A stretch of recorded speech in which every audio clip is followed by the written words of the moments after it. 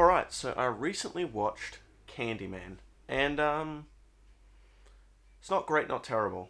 Bit of a Chernobyl reference for you people that have seen that.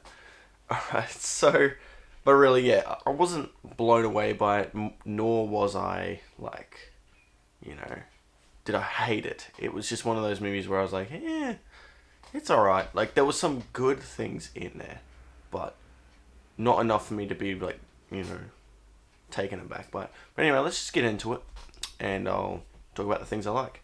So there's five things. So first and foremost, camera composition. This movie is very well shot in parts. It's actually got some really good shots. This was something that was very promising in the beginning. Actually, I'm going to give 2 points. So camera composition and visual creativity. Right from the beginning, this movie did something that I thought was very cool, and that was they did this thing with the logos at the beginning. They were all backwards. I thought that was really cool because there's a whole thing in this movie with mirrors. I won't give away too much, but if you haven't seen it, but there's mirrors used in the film, so having them backwards like that makes it very fitting.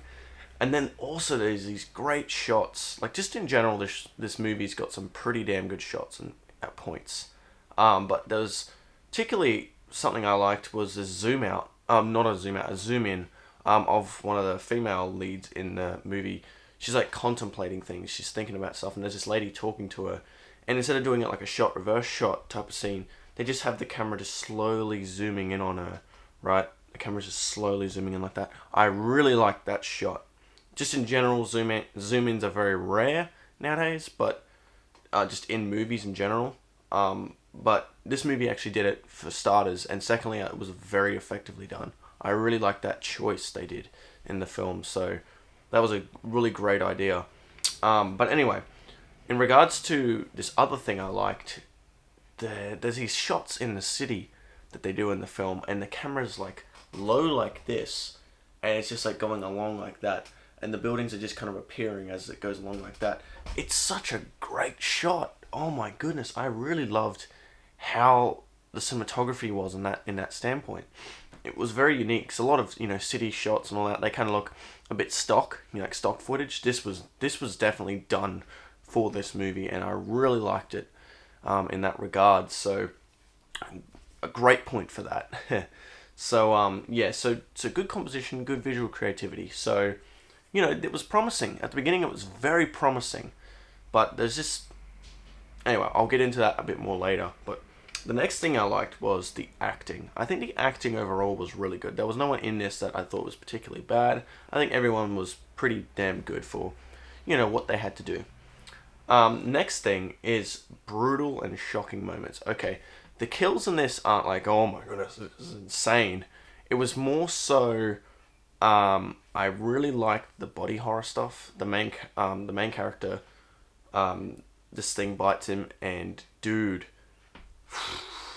he just slowly gets worse and worse. It reminded me of The Fly, like just how he just kind of, it's disgusting, but like it's shocking and brutal, and it gets under your skin. It was well done in that regard. So I really did like that, and the build up of that was really well done. It felt natural too.